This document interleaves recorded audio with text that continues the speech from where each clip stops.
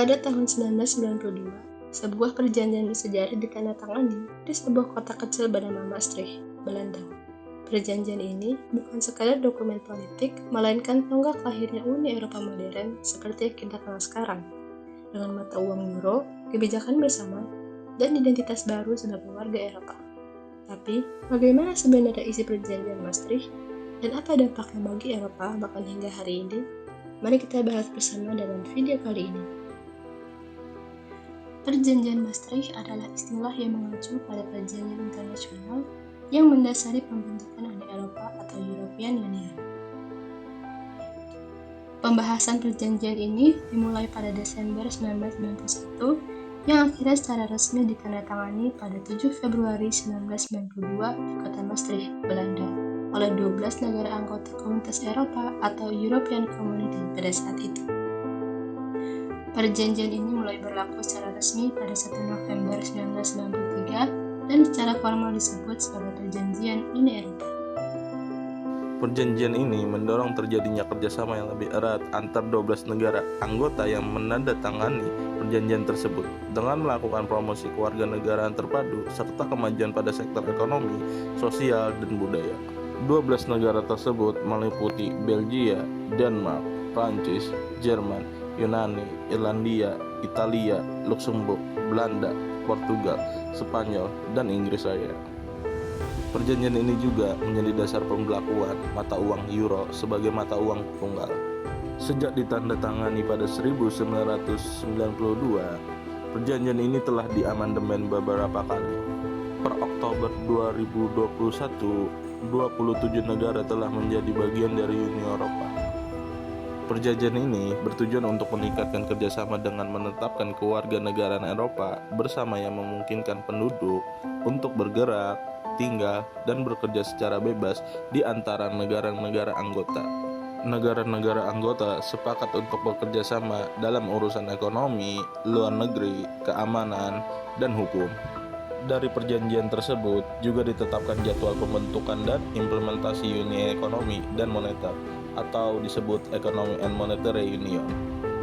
Economic and Monetary Union akan mencakup persatuan ekonomi dan moneter bersama, sistem perbankan sentral, dan mata uang bersama. Melalui perjanjian Maastricht, terdapat implementasi yang dihasilkan, yakni terbentuknya European Central Bank atau Bank Sentral Eropa pada tahun 1998.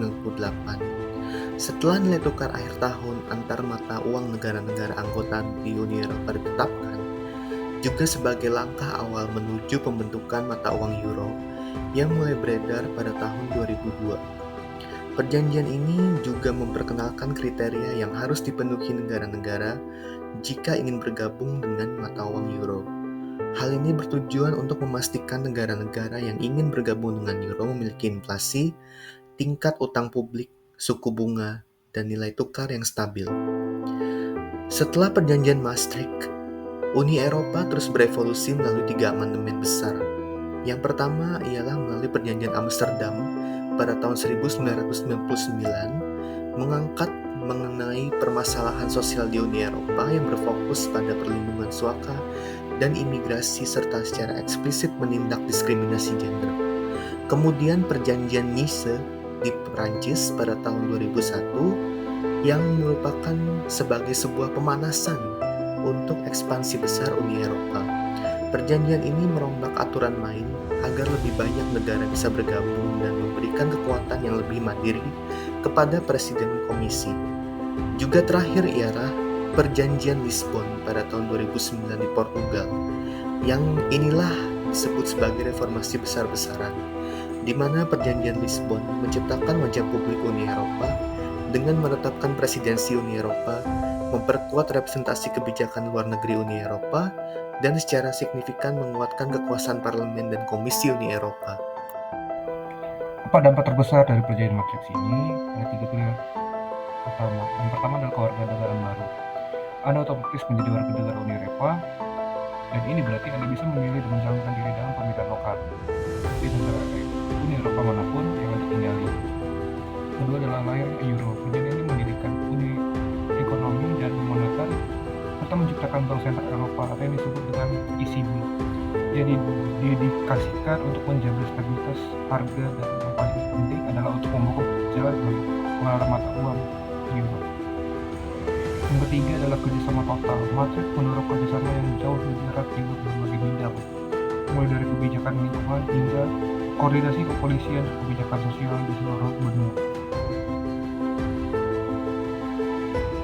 Dengan demikian, perjanjian Maastricht tahun 1995 ini bukan hanya sekedar kesepakatan antar negara, tetapi yang menjadi fondasinya untuk membentuk wajah Eropa hari ini. Mulai dari lahirnya Uni Eropa, terciptanya Euro hingga kebijakan-kebijakan bersama yang masih terasa dampaknya hingga sekarang.